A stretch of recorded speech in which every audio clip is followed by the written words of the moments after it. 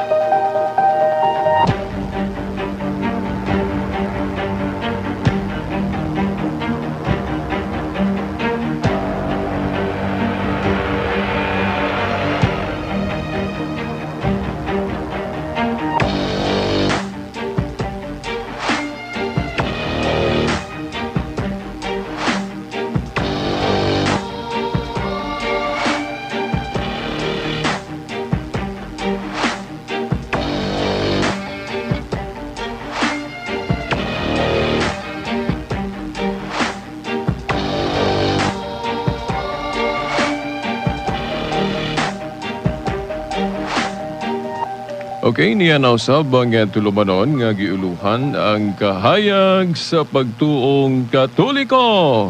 Uban gihapon ni ining ubos ninyong alagad sa maong tulumanon, Silbert Dunduyano Sr. alias Veritas. Okay, nga itong pizza karon, pizza 21 sa bulan sa Oktobre, tuig 2018.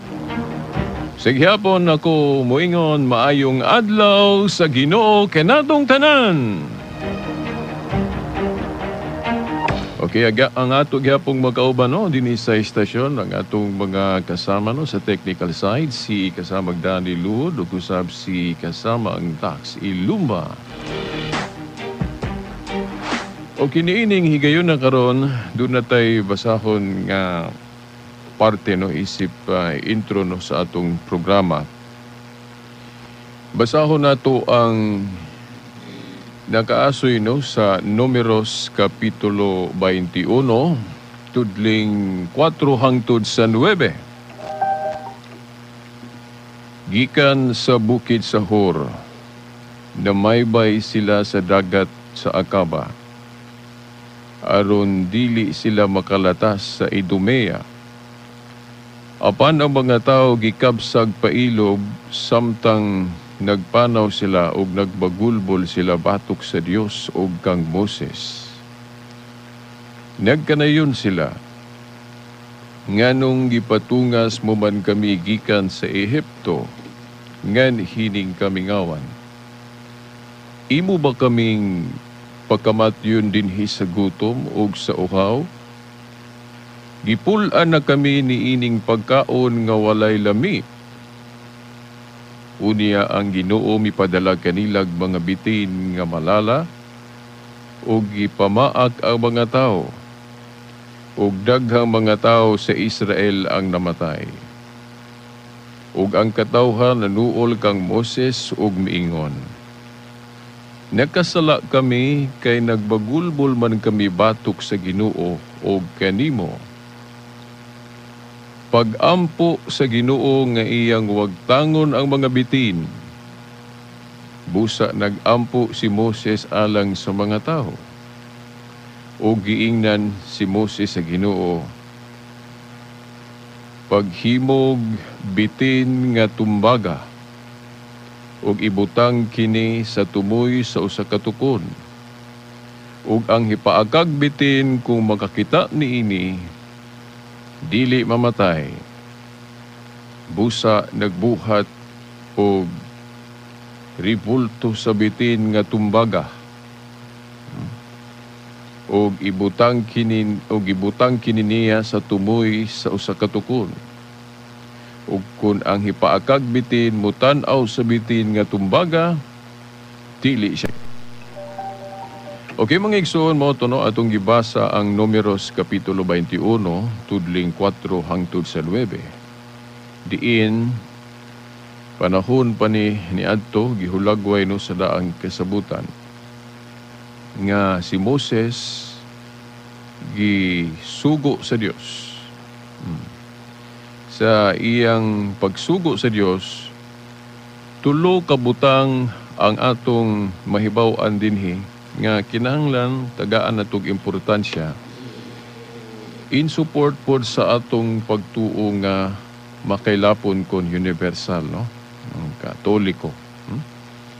Nganong ato ning ipahinumdum ninyo mga tinahod nga tigpaminaw tungod kay kining mga pagtulon-ana gitaptapan gitabunan ni sa hari sa kangitngit aron dili nato makita o sa dihang dili na nato makita kitang mga tao magkabuag sa magkadaiya na dayon ang atong gituhuan mao ni atong nahitabo ron na daghan ning tinuhuan.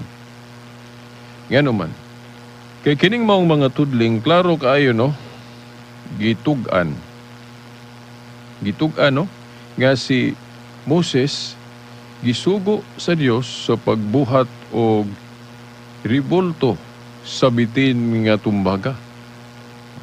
Timan niya, ribulto sa bitin nga tumbaga.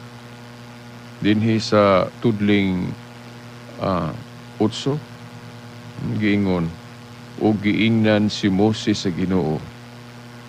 Paghimog ribulto sa bitin nga tumbaga, ug ibutang kini sa tumoy sa usa ka tukon, ug ang hipaakag bitin kung makakita niini, dili mamatay.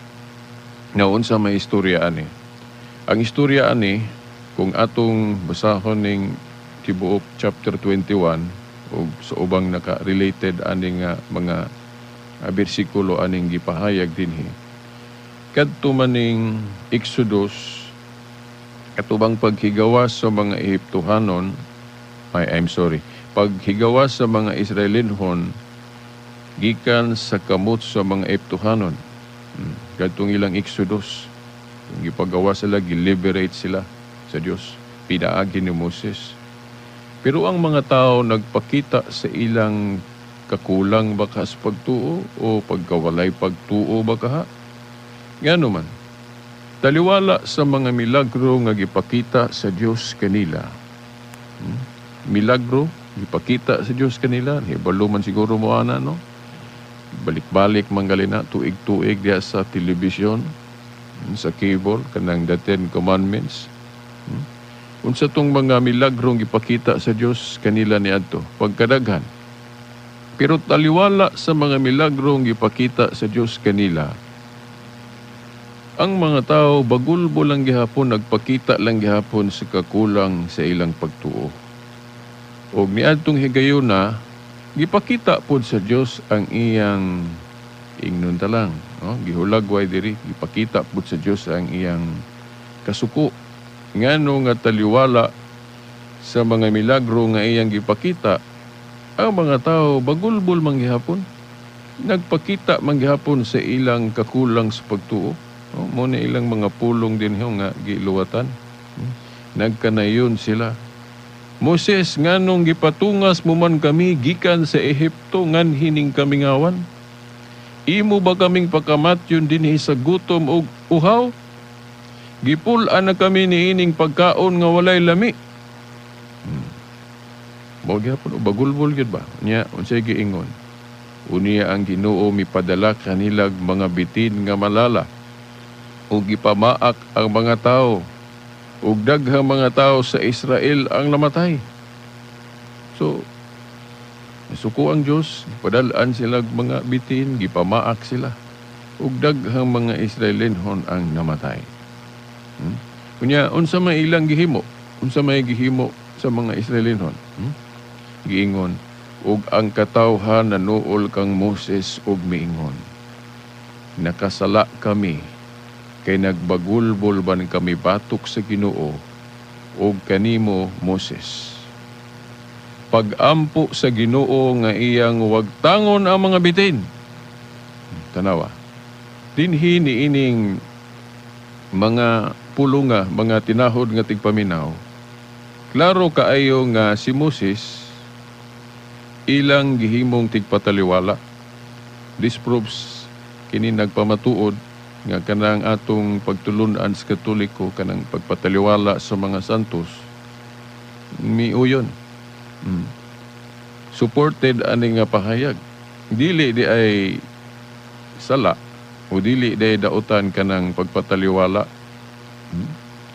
sa mga balaang tao, no, sama ni Moses. Kay niining higayon na ilang gihimong tigpataliwala si Moses. Sama na itong mga Katoliko, atong himong tigpataliwala ang mga santos. Kay kini sila, kining ilang mga pag-ampo, kung mutabang sila nato, pinagi sa ilang mga pag-ampo, magkatabang, no? Kay nasa Santiago 5:16, ang pag-ampo sa taong balaan, dakog kahimuan.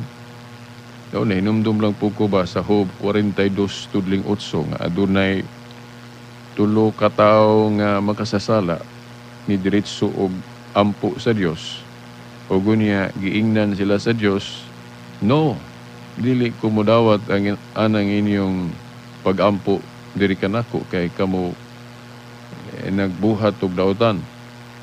At tua si Job. Si Job mo'y paampo alang ninyo. No, ang Diyos mismo gani.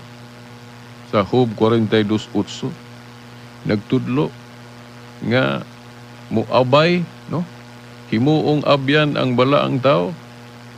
Kay ang tulo ka makasasala ni diretsog ampo niya, wa dawatang ilang pag-ampo kay daotan man sila. Gitudluan dayon sila sa Dios. O adtua si Job mo'y paampo alang ninyo. So, klaro, ang Diyos nagtudlo. Nga makaingon ta nga ang pagtuong Katoliko grounded yun na sa Biblia. Meaning, biblical. Ang Diyos na mismo, no? So, kitang mga Katoliko, wala ta masayop ni anang himuo natong abyan ang mga santos. Kay dinhi si Moses kani, no? Atong gibasa sa Numeros, ang mga Israelitas, ilang gihangyo si Moses nga mao'y mo ampo alang nila. Di ba? No? Mga tinahod nga tigpaminaw, oh? Pag-ampo sa Ginoo nga iyang wagtangon na mga bitin. Busa nag-ampo si Moses alang sa mga tao. O giingnan si Moses sa Ginoo paghimog bitin nga tumbaga, o ibutang kini sa tumoy sa katukon, ug ang hipaakag bitin kung makakita ni ini dili mamatay. Busa, nagbuhat si Moses og ribulto sa bitin nga tumbaga, ug gibutang kini niya sa tumoy sa usa ka tukon, ug kun ang hipaakag bitin kun mutan-aw nini dili siya mamatay. Tulo ka butang nga atong labason dinhi sa maong tulumanon. Nga una, dili di ay sayop ng himuon natong abyan, tigpataliwala ang usa ka balaang tao. Okay, ang mga Israelitas, ilamang gihimong tigpataliwala si Moses. Then ikaduha, dili di ay daotan ang paghimo og ribulto. Nga naman, kay ang Diyos mismo, gisugo niya si Moses paghimo og ribulto sa bitin. Then ikatulo, pwede di ay ang Diyos magmilagro ginamit ang larawan sa bitin. Ano man? Kay ang gipangayo ni Moses sa iyang pagpataliwala, ang iyang gipangayo sa Diyos, nga wag tangon ra ang mga bitin para maundang tug pamaak, parang dili na mga matay hurot ang mga Israelitas. Kaya nihangyo lagi sila, mga Israelitas ni Moses, nga Moses pag-ampo sa Diyos, nga wag tangon yung mga bitin, kaya magkanunay ni sila pamaak, panungha, diri, mahurot mig kamatay. O, gidungog sa Diyos ang pagpataliwala ni Moses, pero giribais lang niya ang gipangayo. Ang gipangayo ni Moses, wag tangon ra, no? Ang gipangayo sa mga tao nga wag tangon ra ang mga bitin, no? Aron di sila mahurot og kamatay. Pero ang giingon sa Dios, ang tubag sa Dios, gipahimo si Moses og bitin. O ganabang larawan o ribultos bitin nga tumbaga. Nga aron kinsa tong mutan-aw mututok aning larawanan ining ribultuha dili mamatay. Sa ito pa, ang Diyos mitubag sa hangyo ni Moses, mitugot, pero gipaagi og ribulto. Pwede man ang Dios nga mo diritsog, mangayo mo tanan kamong napaakag bitin, wa nay gamit-gamit og larawan, wa nay gamit-gamit og butang. Pero dinhi niining hingayon na ang Dios gihimo niyang instrumento ang ribulto sa bitin nga tumbaga. Di ba? So sa Biblia di ay mabasa di ay nga naa di panahon nga ang Dios magmilagro, magpagawas sa iyang gahom, pinaagi og butang, pinaagi og ribulto. Di ba? Pero take note lang nga ang gigikanan sa milagro, gigikanan sa gahom, dili ang ribulto. Kay katong sa may gahom god atong ribulto nga wa man to'y gahom. Pero ngano man nga ang mga tao inig mututok ato katong napaakan, dili man mamatay bisag napaakan sila bitin. Tungod sa milagro sa Dios, tungod sa gahom sa Dios. Sa ato pa, ang bitin nga tumbaga, ang ribultos bitin, nagsilbi lang to nga simbolo sa presensya sa Dios. Instrumento. So, tulo ka butang ang atong mahibaw-an din ini mga tudling atong gibasa no sa Números 21:4-9. Una, dili di ay dautan nga himuong tigpataliwala ang usa ka balaang tao sama ni Moses. Ikaduha, ang Dios gapahimo og ribulto. That proves nga ang Katoliko wala man sayop sa paghimo og ribulto. Ikatulo. Okay. Nga ang Dios pwede di ay magmilagro ginamit ang usa ka butang sama sa ribultos bitin. Di ba? Pero kanang akusasyon sa mga dili Katoliko nga tanawan ng nga Katoliko nagpasibantog anang ilang mga milagro pinaagig larawan. Paganismo man na nga baruganan kay usag kunay gahuman ng ribulto. Now, giklaro naman sa Katoliko nga dili ang ribulto mao'y gamilagro, kundili ang Dios ginamit lang ang butang. Nahimong latayanan. Parehas ba nga ang mga apostoles kung nagmilagro sila, dili tungod sa ilang kaugalingon, dili tungod sa ilang kaugalingong gahom, kundili gahom sa Dios. No? Gahom sa Dios. Mooy nakapahimo nilang gamanan. Ang Dios mo'y gamanan. Gigamit lang sila pag milagro. Ingon na. Di ba? Mga tinahod nga tigpaminaw.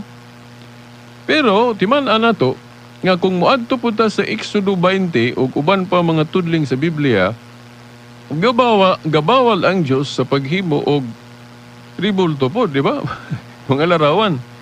Pero giklaro man na ang pagbawal o ang pagdili. Kung himuong Diyos, kung sayop ba ang paggamit, no, di ba? Kung sayop ang atong paggamit sa ribulto, wala masubay sa mando sa Diyos, gibawal po na. Di ba?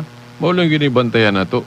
Kay sa Exodo 20, sa dili pa ang pagbawal, pagdili, gipasiunhan man niyag mga pulo nga ayaw kamo pagbaton og laing Dios gawas kanako. Then mao na din to gipawal ang paghimog ribulto, then dili ka muyokbo. Kung sumadahon ang maong mga tudling, gibawal lang ang ribulto kung himuong Dios. Pero kung himuon lang simbolo, himuon lang instrumento, himuon lang representation, wala na gibawal, no? Unsa may example ana, no?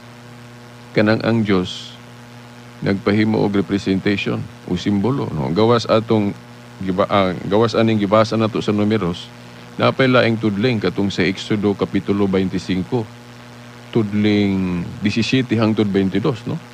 Exodo 25 tudling 17 hangtod sa 22, si Moses gisugo sa Dios sa paghimo og duha ka ribulto sa kiruben o anghel. So mo ni lain pod nga konkreto nga example ba, no? Nga dili daw tanan paghimog ribulto isip representation. Okay, kadtong kiruben nga gisugo sa Dios si Moses sa paghimo niadto, no, ribultos bitin o ribulto sa kiruben, kanang kiruben anghel man na, di ba? So ang Dios nagpahimo og ribulto ingon nga representation sa mga anghel. Kay katong kiruben, anghel man to. Di ba? So, kitang mga Katoliko, kung maghimo tag larawan, for example, sa mga anghel ba, samanaan ni Saint Michael, Saint Gabriel, di ba, na manggali po tayo pista lang nila, gali, di ba, tuig-tuig po. Kung maghimo po tag larawan sa mga santos, kay wala naman sila dire, kung himuan lang nato sila isip representation nila, yung simbolo nila, dili na daotan. Di ba, mga tinahod nga tigpaminaw. Na bisan pag luhod-luhuran na doon na, pero nagsilbi lang nga representation, dili na siya dawatan.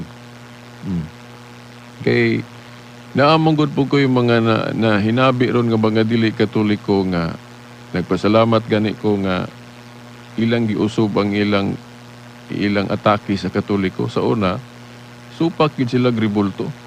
Pero sa diyang gitubag, gi-explain na sa Katoliko nga dili man daotan ang ribulto sa sakto lang nga gamit. Okay, naaman na sa Biblia ang Diyos gapahimog ribulto. Sa iyang templo, gihulagway nga naagi yung mga ribulto. Sa Ezekiel 41, 15 hangtod sa 20, ang templo gihulagway nga na yung mga kiruben, larawan. Di naagi yun, giklaro nga, dagway gustao, noong stao, napay dayan-dayan sa usa ka leon, o usa pa po na ka inungdan nga dili daotan kung nagsilbi lang dayan-dayan. Di ba? Silbi lang dayan-dayan.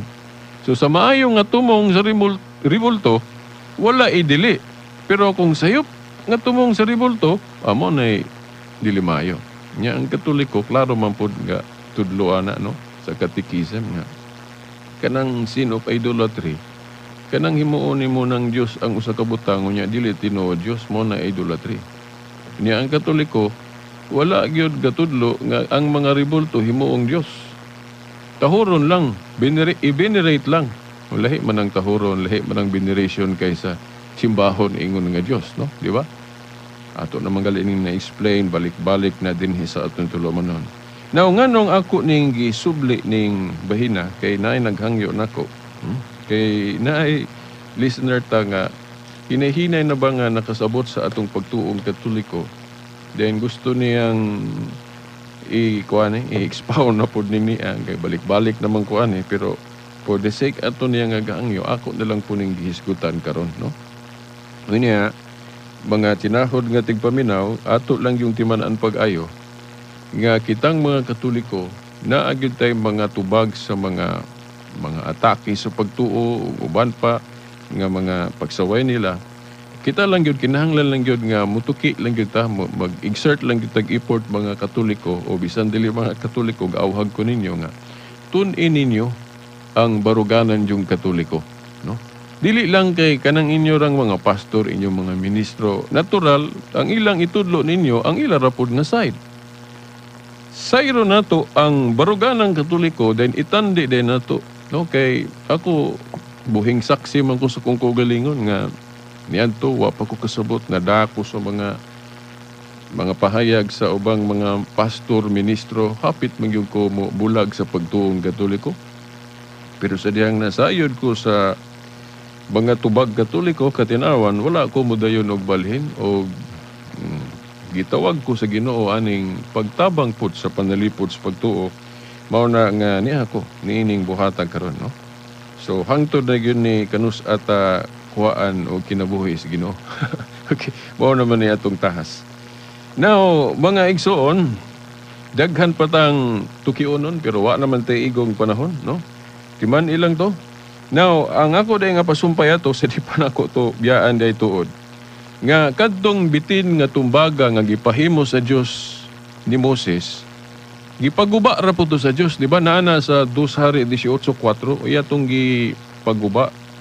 Ang hinungdan, tungod kay gihimong Diyos sa mga tao. Ganla nila og ngalan sa usa ka Diyos ni Hustan. So diya na to makita ba nga, dili daotan ang paghimo sa larawan kay ang Diyos may gapahimo ato. Pero sa dihang gisayop na paggamit, gipaka-Diyos na nila, nasuko ang Diyos, mao nang gipaguba. So mao na ang leksyon. So mo ni pagtulon ang Katoliko, dili daotan ang ribulto sa sakto nga gamit. Pero kung ipaka-Diyos, sayop ba ang paggamit? suko ang Dios ana. Di ba?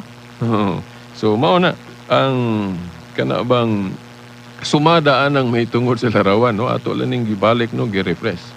So wa naman tayo igong panahon at angin na pod sa sunod Domingo pohon, no, ang atong padayon nga pagbugtaw aning ang kahayag sa pagtuong Katoliko.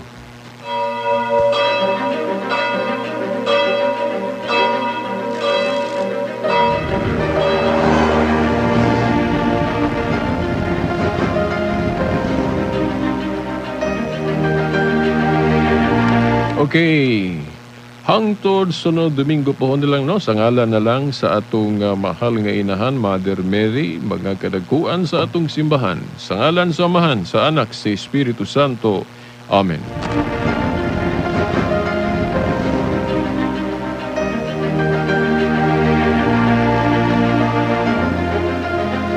TXDR, Tatak RMN.